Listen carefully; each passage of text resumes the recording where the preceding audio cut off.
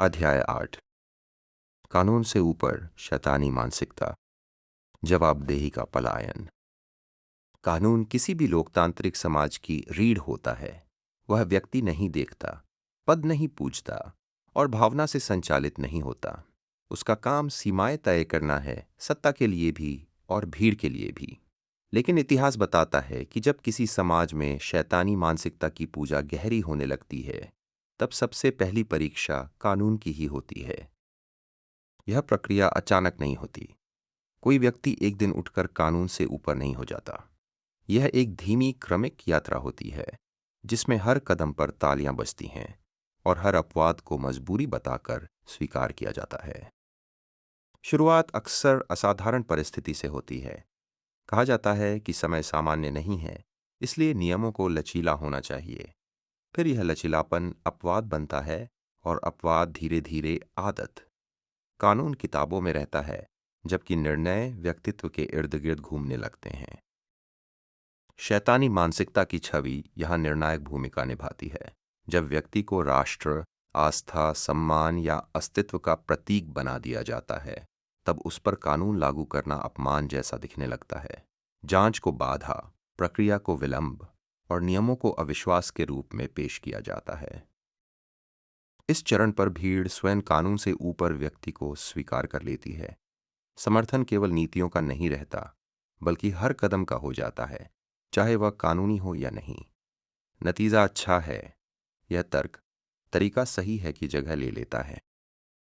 सबसे खतरनाक क्षण तब आता है जब कानून का उल्लंघन भी नैतिकता का रूप ले लेता है। कहा जाता है, कानून से ऊपर राष्ट्रहित है, और राष्ट्रहित का निर्धारण वही शैतानी मानसिकता करती है। यहाँ कानून नहीं टूटता, बल्कि अप्रासंगिक बना दिया जाता है। यह अध्याय किसी एक चेहरे का अभियोग नहीं है। यह उस तंत्र की पड़ताल है जिसमें भीड़ की भावनाएं, भय और उम्मीद मिलकर व्यक्ति को कानून से ऊपर उठा देती हैं। और विडंबना यह है कि यह सब अक्सर लोकतंत्र की रक्षा के नाम पर होता है। आगे के खंडों में हम देखेंगे कि इस प्रक्रिया में संस्थाएं कैसे कमजोर पड़ती हैं और क्यों कानून के बिना कोई भी शैतानी मानसिकता अंततः समाज के लिए बोझ बन जाती है, चाहे उसकी शुरुआत कितनी ही चमकदार क्यों न रही हो। एक शुरुआत, अपवाद की मांग। हर बड़ी शैतानी मानसिकता की शुरुआत किसी जोरदार ऐलान से नहीं होती, बल्कि एक बहुत साधारण सी मांग से होती है, थोड़ा सा अपवाद। यह मांग डरावनी नहीं लगती, बल्कि समझदारी भरी और व्यावहारिक दिखाई देती है। कहा जाता है कि हालात सामान्य नहीं हैं, समय कठिन है, और ऐसे में पुराने नियम काम के नहीं रहे। अपवाद की भाषा, आराम देने वाली बातें। इस मांग में इस्तेमाल होने वाली भाषा बहुत परिचित होती है। स्थिति असाधारण है, तेज फैसले लेने पड़ेंगे, कागजी नियम अभी बाधा बन रहे हैं। ये शब्द डर नहीं पैदा करते, बल्कि राहत देते हैं। लोगों को लगता है कि नियम गलत नहीं है, बस अभी उनके लिए समय नहीं है। अभी परिणाम ज्यादा जरूरी है, प्रक्रिया बाद में देखी जाएगी। अपवाद को अस्थायी बताना। यह अपवाद हमेशा अस्थायी बताया जाता है, सिर्फ इस संकट तक, सिर्फ इस लक्ष्य तक। यही शैतानी मानसिकता का पहला जाल बिछता है, क्योंकि अपवाद की सबसे खतरनाक बात यही होती है कि वह वापस नहीं जाता। अगला निर्णय पिछले अपवाद के आधार पर लिया जाता है। धीरे धीरे जो कभी असामान्य था, वह सामान्य लगने लगता है। भारतीय इतिहास से साफ उदाहरण। ब्रिटिश शासन के समय भारत में कई कठोर कानून असाधारण परिस्थितियों के नाम पर लागू किए गए। कहा गया कि यह अस्थायी हैं, केवल शांति और व्यवस्था के लिए हैं। लेकिन इन्हीं अपवादों के सहारे आज़ादी की आवाज़ों को दबाया गया। कानून खत्म नहीं हुआ, लेकिन उसका इस्तेमाल सत्ता की सुविधा के अनुसार होने लगा। यह स्पष्ट उदाहरण है कि कैसे अपवाद स्थायी नियंत्रण में बदल जाता है। कानून टूटता नहीं, पीछे हटता है। इस प्रक्रिया में कानून अचानक समाप्त नहीं होता। वह कागजों में रहता है, किताबों में रहता है, लेकिन फैसलों से बाहर हो जाता है। निर्णय नियमों से नहीं, व्यक्ति के विवेक से लिए जाने लगते हैं। धीरे धीरे वही व्यक्ति स्वयं नियम से बड़ा मान लिया जाता है। भीड़ क्यों विरोध नहीं करती? भीड़ इसका विरोध नहीं करती क्योंकि उसे तेजी दिखाई देती है, कार्रवाई दिखाई देती है और संकट से बाहर निकलने की उम्मीद दिखाई देती है। अपवाद त्याग जैसा नहीं लगता, वह राहत जैसा लगता है। लोग सोचते हैं अभी तो यही जरूरी है। निष्कर्ष, जहां अपवाद बार बार मांगे जाए और बिना सवाल स्वीकार किए जाए, वहां कानून अचानक नहीं मरता, वह चुपचाप पीछे हट जाता है। यही वह पहला क्षण होता है जब शैतानी मानसिकता सत्ता की पहली सीढ़ी चढ़ती है। तो परिणाम से इरादे तक तराजू बदलना। कानून की सबसे बड़ी ताकत उसका निर्वैयक्तिक स्वभाव है। वह चेहरे नहीं देखता, भावनाएं नहीं तौलता और नीयत के दावे नहीं सुनता। कानून का एक ही सवाल होता है, क्या किया गया और उसका परिणाम क्या हुआ। यही कारण है कि कानून ठंडा, कठोर और कभी कभी असहज लगता है, लेकिन इसी कठोरता में समाज की सुरक्षा छिपी होती है। तराजू बदलने की शुरुआत। शैतानी मानसिकता इसी असहजता का लाभ उठाती है। वह सीधे कानून पर हमला नहीं करती, बल्कि उसके तराजू को धीरे धीरे बदल देती है। अब सवाल यह नहीं रहता कि नियम टूटा या नहीं, बल्कि यह बन जाता है, इरादा क्या था। अगर किसी निर्णय से नुकसान हुआ तो कहा जाता है, मंशा तो अच्छी थी। अगर प्रक्रिया तोड़ी गई तो जवाब मिलता है, देश के हित में था। इस तरह परिणाम पीछे चला जाता है और नीयत आगे आ जाती है। छोटे उल्लंघन, बड़ा बदलाव। यह बदलाव अचानक नहीं होता। पहले छोटे नियम तोड़े जाते हैं और उन्हें नज़रअंदाज कर दिया जाता है। फिर कहा जाता है कि ये उल्लंघन जरूरी थे। धीरे धीरे वही उल्लंघन नैतिकता की चादर ओढ़ लेते हैं। अब नियम तोड़ना अपराध नहीं रहता, बल्कि साहस कहलाने लगता है। प्रक्रिया से बाहर जाना अनुशासनहीनता नहीं, बल्कि मजबूत नेतृत्व बन जाता है। जवाबदेही क्यों फिसल जाती है? यहीं से जवाबदेही गायब होने लगती है। परिणामों को गिना जा सकता है, आंका जा सकता है, लेकिन नीयत को नहीं। नीयत एक दावा होती है और दावे को झूठा साबित करना लगभग असंभव होता है। जो भी सवाल उठाए उसे तुरंत इस वाक्य से चुप करा दिया जाता है, क्या आप नीयत पर शक कर रहे हैं? इस एक प्रश्न में आलोचना को अपराध बना दिया जाता है। भावना बनाम कानून। इस मोड़ पर कानून की भाषा लोगों को कठोर और बेरहम लगने लगती है। वह धीमी दिखती है, नियमों से भरी हुई लगने लगती है। इसके विपरीत शैतानी मानसिकता की भाषा भावनात्मक होती है, गर्व, त्याग और सुरक्षा से लदी हुई लगने लगती है। भीड़ उसी भाषा को चुनती है जो उसे अच्छा महसूस कराए, भले ही वह लंबे समय में नुकसानदेह हो। Defence of India act 1915। पहले विश्व युद्ध के दौरान ब्रिटिश सरकार ने डिफेंस ऑफ इंडिया एक्ट लागू किया। इस कानून के तहत बिना मुकदमे गिरफ्तारी, प्रेस पर सेंसरशिप और सभाओं पर रोक लगा दी गई। इसके नतीजे साफ थे, नागरिक अधिकार कुचले गए और असहमति को अपराध बना दिया गया। लेकिन जब इन परिणामों पर सवाल उठे तो जवाब कानून या न्याय का नहीं था, बल्कि नीयत का था।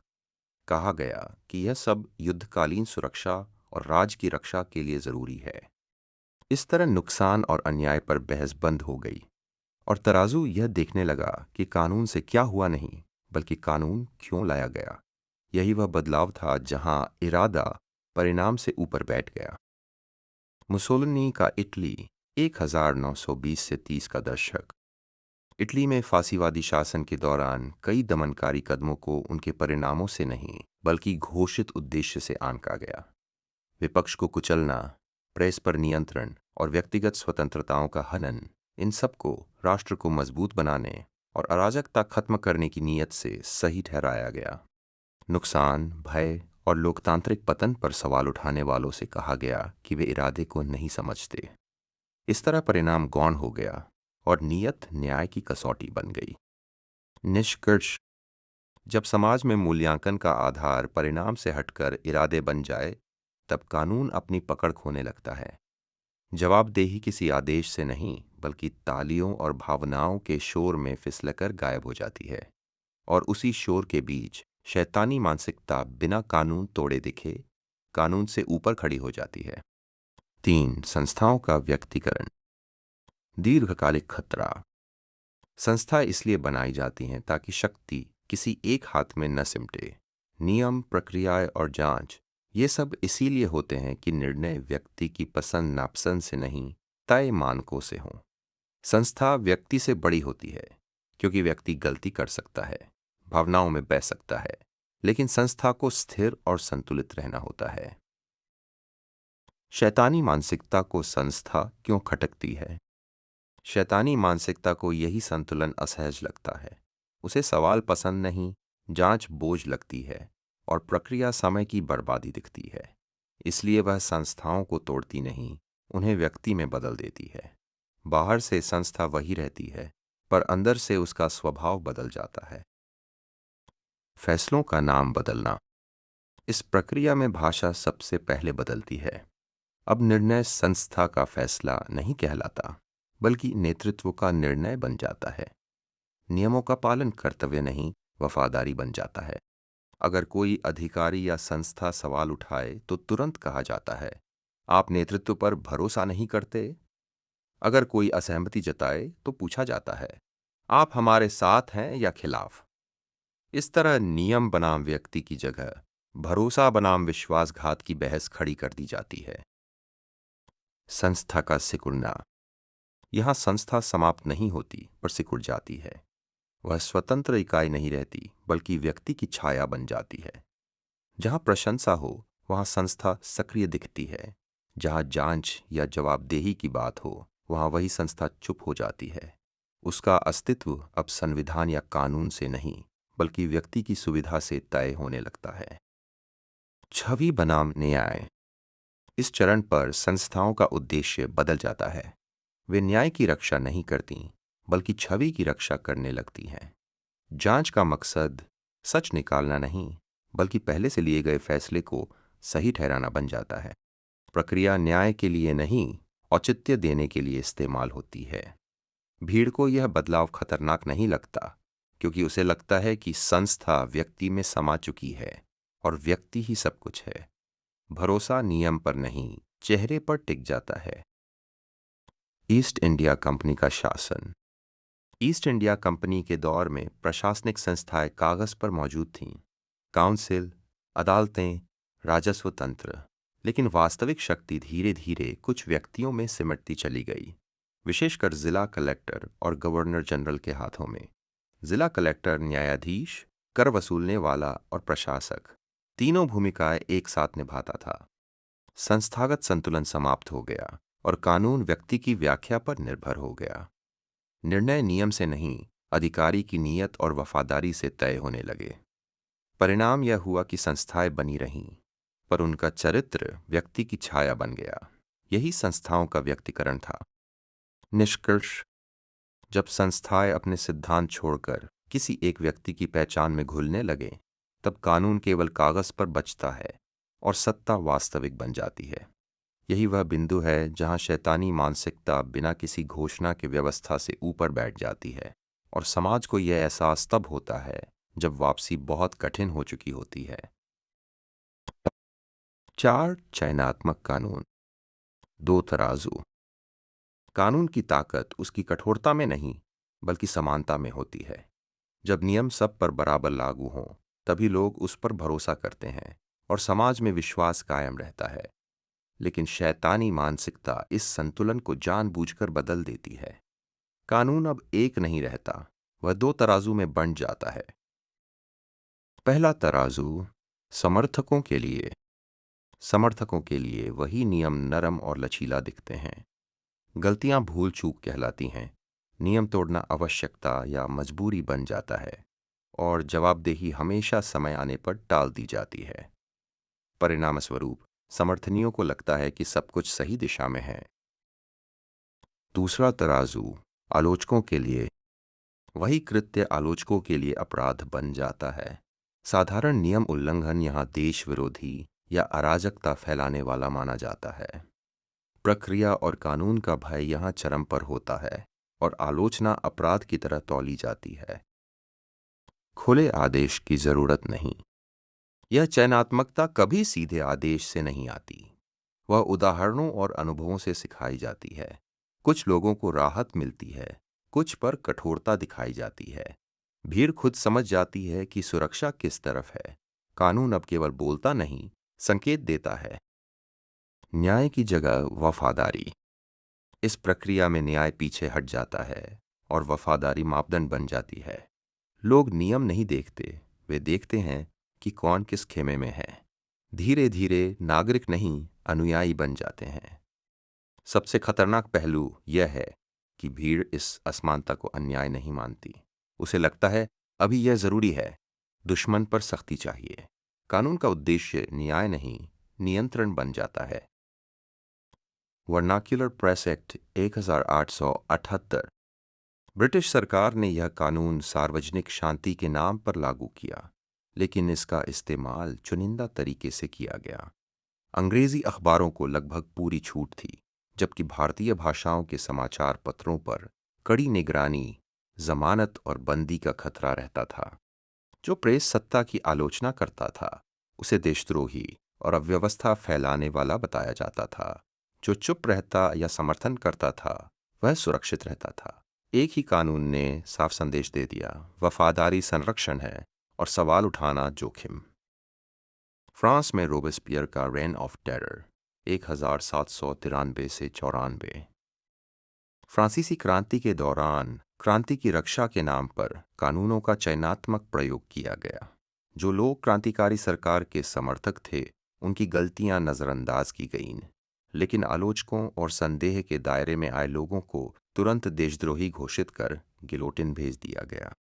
एक ही कानून था, पर समर्थकों के लिए सहनशील और विरोधियों के लिए घातक। यहां भी न्याय से ज्यादा वफादारी मापदंड बन गई।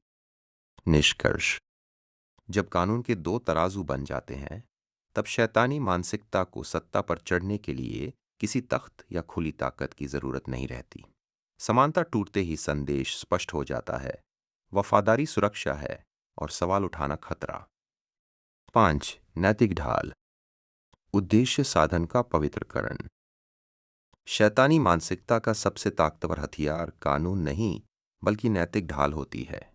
यहां किसी भी कार्रवाई का मूल्यांकन यह देखकर नहीं किया जाता कि वह सही है या गलत, बल्कि देखा जाता है कि उसका उद्देश्य क्या बताया गया है।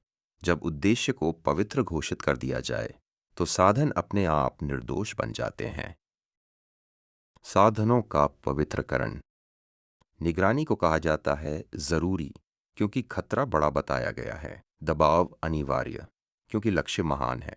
चुप्पी देशहित, क्योंकि सवाल पूछने से एकजुटता टूट सकती है। इस तरह नैतिकता अब परिणाम या प्रक्रिया से तय नहीं होती, बल्कि कथा और उद्देश्य से। आलोचना निष्क्रिय कैसे होती है? जब किसी कार्रवाई का उद्देश्य राष्ट्र, सुरक्षा या भविष्य के नाम पर परोसा जाए, तो साधनों पर उठाए गए सवालों को ही आक्रामक या स्वार्थी माना जाता है। सवाल पूछना अब अपराध नहीं, संकीर्णता लगने लगता है। धीरे धीरे लोग यह भूलने लगते हैं कि कैसे किया गया, सिर्फ यह याद रहता है कि क्यों किया गया। यहीं से सीमा धुंधली होने लगती है। आज जो अपवाद है, वह कल व्यवस्था बन जाता है। भारतीय इतिहास का उदाहरण। ब्रिटिश शासन में दमनकारी कानूनों को अक्सर शांति और सुरक्षा के नैतिक उद्देश्य से ठहराया गया। रॉलेट एक्ट, प्रेस एक्ट और सामूहिक गिरफ्तारियां इस तर्क पर लागू की गईं कि साम्राज्य को अराजकता और विद्रोह से बचाना आवश्यक है। उद्देश्य को व्यवस्था और सभ्यता का नाम दिया गया, जिससे साधनों ने बिना मुकदमे के गिरफ्तारी, सेंसरशिप और हिंसक दमन पर सवाल उठाना ही अनुचित ठहराया गया। जो विरोध करता, वह शांति का शत्रु कहलाता। इस प्रकार नैतिकता का दावा सत्ता की ढाल बन गया और साधनों की क्रूरता सामान्य लगने लगी। विश्व इतिहास का उदाहरण। शीत युद्ध के दौर में लातिन अमेरिका के कई सैन्य शासनों ने राष्ट्र को बचाने और कम्युनिज्म से सुरक्षा के नाम पर कठोर दमन किया। चिली में ऑगस्टो पिनोशे के शासनकाल में हजारों लोगों की गिरफ्तारी, यातना और गायब कर दिए जाने को राष्ट्रीय सुरक्षा के पवित्र उद्देश्य ठहराया गया। उद्देश्य को इतना ऊंचा बताया गया कि साधनों पर बहस ही देशद्रोह मानी जाने लगी। नैतिकता अब न्याय की कसौटी नहीं रही, बल्कि सत्ता की व्याख्या बन गई, और इसी ढाल के पीछे कानून और मानवाधिकार दबते चले गए। निष्कर्ष। जिस क्षण उद्देश्य साधन को पवित्र करने लगे, उस क्षण कानून नहीं, नियत शासन करने लगती है। और जहां नियत का दावा ही पर्याप्त हो, वहां सीमा मिटने में देर नहीं लगती। यह वही क्षण है जब शैतानी मानसिकता बिना कानून तोड़े कानून से ऊपर खड़ी हो जाती है और समाज की सुरक्षा पीछे हट जाती है। 4. मीडिया का सह निर्माण। जब मंच सत्ता का सहायक बन जाए, शैतानी मानसिकता केवल कानून से ऊपर नहीं उठती, उसे मीडिया का मंच चाहिए।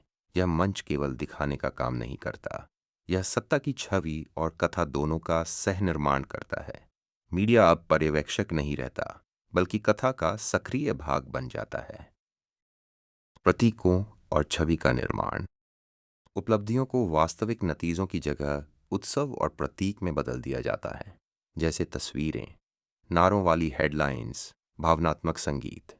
सफलता का मापन अब परिणाम से नहीं, तालियों और दर्शकों की गूंज से होने लगता है। प्रश्न पूछना घटित नहीं, अपितु आप क्यों सवाल कर रहे हैं में बदल जाता है। जांच को नकारात्मकता कहा जाता है और असुविधाजनक सवालों को समय की कमी या बड़े मुद्दों के नाम पर टाल दिया जाता है। कानून और प्रक्रिया का दबाव। प्रतीकों और दृश्य की भरमार कानून को शोर में दबा देती है। झंडे, मंच, भीड़ और दृश्य इतने तेज और आकर्षक दिखते हैं कि नियम, फाइलें और संस्थागत प्रक्रियाएं उबाऊ और धीमी लगने लगती हैं। तेज चीजें ही स्क्रीन पर टिकती हैं। धीरे धीरे मीडिया कानून या आलोचना को दिखाना बंद कर देता है। नायक बनाना। इस प्रक्रिया में शैतानी मानसिकता वाला व्यक्ति धीरे धीरे नायक के रूप में उभरता है। नायक हमेशा सही माना जाता है, उसकी नीयत पवित्र मानी जाती है और हर कार्रवाई किसी बड़े उद्देश्य से जुड़ी दिखाई देती है। सवाल उठाने की जगह समर्थन आता है। आलोचना को समझ की कमी या दुर्भावना कहा जाता है। कानून पीछे हटता है।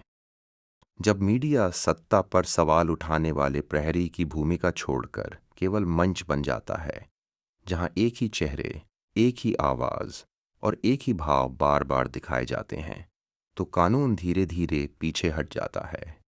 नियम, प्रक्रियाएं और संस्थागत सीमाएं कथा में फुटनोट बनकर रह जाती हैं। मुख्य कहानी भावनाओं और प्रतीकों की होती है। कानून केवल तभी याद किया जाता है जब वह शैतानी मानसिकता वाले व्यक्ति के अनुकूल हो।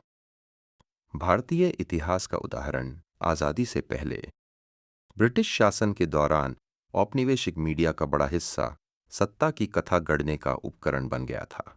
सरकारी समर्थित अखबारों और सूचना तंत्र के माध्यम से ब्रिटिश प्रशासन स्वयं को सभ्यता लाने वाला और व्यवस्था का रक्षक दिखाता था, जबकि दमन, कर शोषण और नागरिक अधिकारों का हनन पृष्ठभूमि में धकेल दिया जाता था। आंदोलनों को अव्यवस्था, नेताओं को भड़काऊ और सवाल उठाने वालों को गैर जिम्मेदार बताया जाता था। दृश्य, भाषा और प्रतीकों के जरिए सत्ता को नैतिक ऊंचाई दी गई, जिससे कानून और औपनिवेशिक हिंसा सामान्य और आवश्यक लगने लगी। यहाँ मीडिया पर्यवेक्षक नहीं, बल्कि शासन की कथा का सह निर्माता बन चुका था। निष्कर्ष। मीडिया का सह निर्माण ही वह प्रक्रिया है जिससे शैतानी मानसिकता वाला व्यक्ति नायक बन जाता है। यह नायक स्वतंत्र नियमों और संस्थाओं से ऊपर खड़ा होता है। उसका व्यक्तित्व, उद्देश्य और नैतिकता लगातार भावनाओं और प्रतीकों के माध्यम से पुष्ट होता है। और यही वह क्षण है जब कानून दृश्य से बाहर और सत्ता कथा के भीतर फंस जाता है। 7. भय का अनुबंध। डर और सुरक्षा का छुपा सौदा। डर के बीच अनोखा सौदा। जब शैतानी मानसिकता वाला व्यक्ति सत्ता में आता है, तो वह लोगों के सामने एक अनोखा सौदा रख देता है। मैं तुम्हें सुरक्षित रखूंगा, बदले में तुम मुझे थोड़ी ज्यादा ताकत दे दो। डर का माहौल इस सौदे को तर्कसंगत और सही लगने वाला बना देता है। खतरे को बड़ा दिखाया जाता है और लोग महसूस करते हैं कि आज़ादी अभी ज़रूरी नहीं, उसे बाद में पाएंगे। अभी आज़ादी बाद में। अस्थायी नियम बनते स्थायी अधिकार। इस अनुबंध की सबसे खतरनाक विशेषता यह है कि इसे हमेशा अस्थायी के रूप में पेश किया जाता है, केवल तब तक जब संकट टल जाए। लेकिन समस्या यह है कि उस संकट की कोई निश्चित समय सीमा नहीं होती। जो अधिकार थोड़े समय के लिए रोके गए थे, वे धीरे धीरे स्थायी रूप ले लेते हैं। शुरुआत में सुरक्षा का मतलब होता है हिंसा या बाहरी खतरे से बचाव, लेकिन धीरे धीरे यह फैलकर बन जाती है सवालों से सुरक्षा, आलोचना से सुरक्षा और असहमति से सुरक्षा। इसी प्रक्रिया में स्वतंत्रता सबसे पहले सिमट जाती है। सहमति बन जाती आदत। इस अनुबंध की सबसे खतरनाक बात यह है कि लोग इसे जबरदस्ती नहीं, बल्कि सहमति से स्वीकार करते हैं। डर के माहौल में दी गई सहमति बाद में वापस लेना कठिन हो जाता है, क्योंकि डर आदत बन जाता है और आदत धीरे धीरे पहचान में बदल जाती है। लोग स्वयं को सुरक्षित रखने के लिए अपनी आज़ादी का त्याग करने लगते हैं, बिना महसूस किए कि वह स्थायी नियंत्रण की तरफ बढ़ रहा है। भारतीय इतिहास का उदाहरण। ब्रिटिश औपनिवेशिक शासन में रॉलेट एक्ट 1919 इसका सटीक उदाहरण है। आंतरिक सुरक्षा और क्रांतिकारी गतिविधियों के भय को आधार बनाकर सरकार को यह अधिकार दिया गया कि वह बिना मुकदमे के किसी भी व्यक्ति को गिरफ्तार और हिरासत में रख सके। इसे अस्थायी और आवश्यक कदम बताकर जनता से स्वीकार करवाया गया, लेकिन इस कानून ने नागरिक स्वतंत्रताओं को स्थायी रूप से कमजोर कर दिया और भय को शासन का औजार बना दिया। जलियांवाला बाग की त्रासदी इसी मानसिकता का परिणाम थी, जहां सुरक्षा के नाम पर लिया गया तात्कालिक निर्णय सत्ता के पूर्ण नियंत्रण में बदल गया। यह स्पष्ट करता है कि भय का यह अनुबंध सुरक्षा के लिए नहीं, बल्कि अधीनता और चुप्पी सुनिश्चित करने के लिए था। वैश्विक इतिहास का उदाहरण। 1933 में जर्मनी में राइक्सटैग आग के बाद हिटलर ने राष्ट्रीय आपातकाल की घोषणा की। जनता को बताया गया कि देश आंतरिक दुश्मनों से घिरा है और नागरिक स्वतंत्रताओं को अस्थायी रूप से सीमित करना अनिवार्य है। राइक्सटैग फायर डिक्री के तहत अभिव्यक्ति की स्वतंत्रता, निजता और न्यायिक संरक्षण को निलंबित कर दिया गया। भय और असुरक्षा के माहौल में जनता ने इसे सुरक्षा के बदले स्वीकार कर लिया, लेकिन यह अस्थायी व्यवस्था कभी समाप्त नहीं हुई। यही वह क्षण था जब लोकतांत्रिक जर्मनी एक व्यक्ति के अधीन पूर्ण नियंत्रण में चला गया। भय का यह अनुबंध वास्तव में सत्ता को स्थायी बनाने का उपकरण था। निष्कर्ष। डर पर खड़ा किया गया अनुबंध सुरक्षा नहीं देता, बल्कि निर्भरता पैदा करता है। एक बार जब आज़ादी को डर के बदले सौंप दिया जाता है, तो उसे वापस पाने की कोई निश्चित तारीख नहीं होती। 8. वैधता का नया स्रोत। सही और गलत का बदलता आधार। लोकतंत्र में कानून की भूमिका। लोकतंत्र की मूल पहचान कानून है। संविधान, नियम और संस्थाएं तय करती हैं कि क्या सही है और क्या गलत। कानून का उद्देश्य समाज में स्थिरता, न्याय और निष्पक्षता बनाए रखना होता है।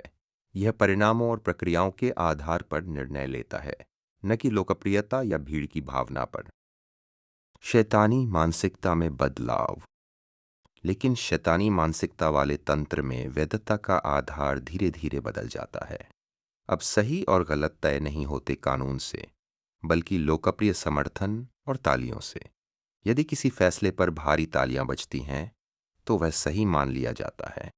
सवाल यह नहीं होता कि प्रक्रिया क्या थी, नियमों का पालन हुआ या नहीं, बल्कि यह महत्व प्राप्त करता है कि कितने लोग समर्थन कर रहे हैं। तालियां और भीड़ की आवाज तर्क और निष्पक्षता की जगह ले लेती है। भीड़ को प्रमाण मान लेना। भीड़ को प्रमाण बना दिया जाता है। इतने लोग साथ हैं, तो यह निर्णय गलत कैसे हो सकता है?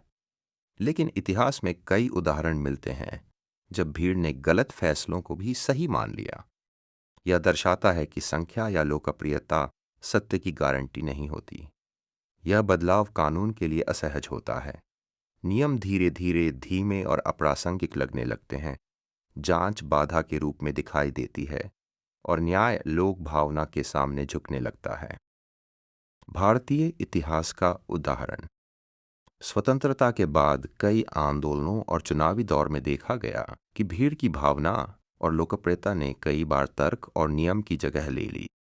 उदाहरण के तौर पर कुछ सामाजिक आंदोलनों या चुनावी फैसलों में भीड़ का दबाव कानून और प्रक्रियाओं के ऊपर मान लिया गया। यह स्पष्ट करता है कि जब वैधता का स्रोत बदलता है, तो सत्ता की पकड़ मजबूत और न्याय कमजोर हो जाता है।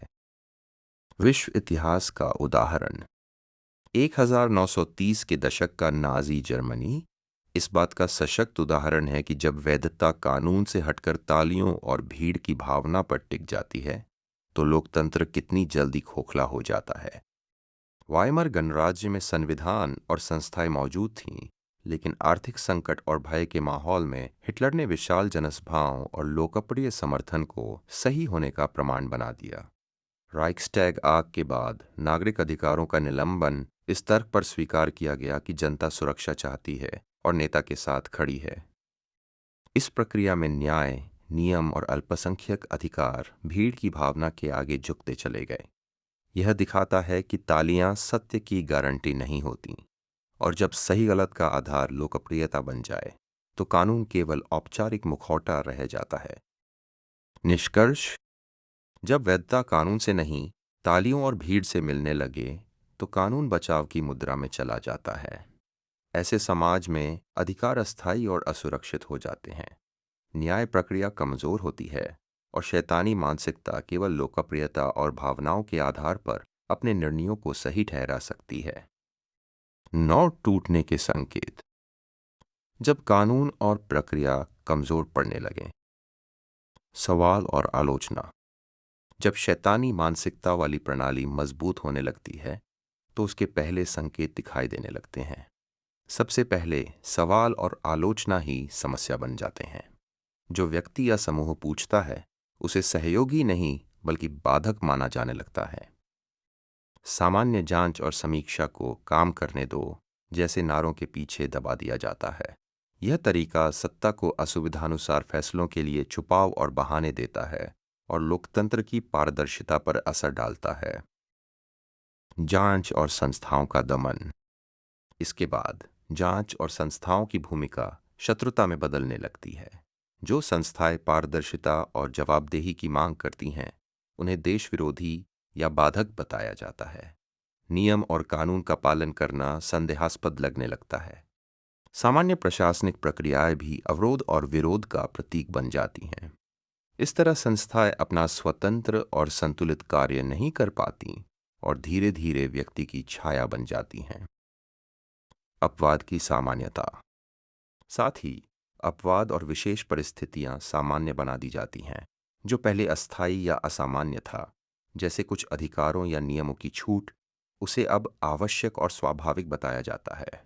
अस्थायी अपवाद धीरे धीरे स्थायी व्यवस्था बन जाते हैं और कानून की पकड़ कमजोर पड़ जाती है। यह चरण शैतानी मानसिकता के नियंत्रण का महत्वपूर्ण संकेत है। ऐतिहासिक उदाहरण 1930 के दशक में ब्रिटिश शासन के दौरान सविनय अवज्ञा आंदोलन के समय व्यापक दमन इसका उदाहरण है। कानून व्यवस्था बनाए रखने के नाम पर सामूहिक गिरफ्तारियां की गईं, प्रेस पर प्रतिबंध लगाए गए और सार्वजनिक सभाओं को रोका गया। ये सभी कदम अस्थायी बताए गए, लेकिन उन्होंने लंबे समय तक नागरिक स्वतंत्रताओं को सीमित कर दिया। विरोध को अव्यवस्था और राष्ट्र विरोध के रूप में चित्रित किया गया, जिससे जनता और संस्थाओं पर नियंत्रण मजबूत हुआ। यह दिखाता है कि औपनिवेशिक सत्ता ने कानून की आड़ में भय को शासन का साधन बनाया।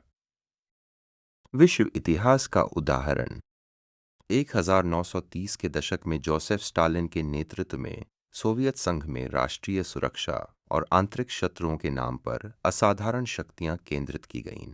अस्थायी आपात उपायों के तहत विरोध, स्वतंत्र मीडिया और संस्थागत जांच को दबा दिया गया। न्याय प्रक्रिया औपचारिक रह गई और निर्णय सत्ता की इच्छा से होने लगे। जनता को बताया गया कि ये कठोर कदम राष्ट्र की रक्षा के लिए आवश्यक हैं, लेकिन परिणाम स्वरूप सत्ता स्थायी और संस्थाएं निर्बल हो गईं।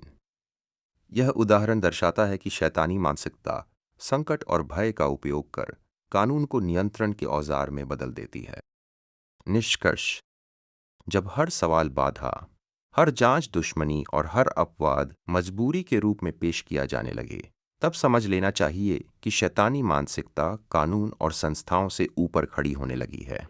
यह वह क्षण है जब लोकतंत्र और नागरिकों को सबसे ज्यादा सतर्क रहने की आवश्यकता होती है।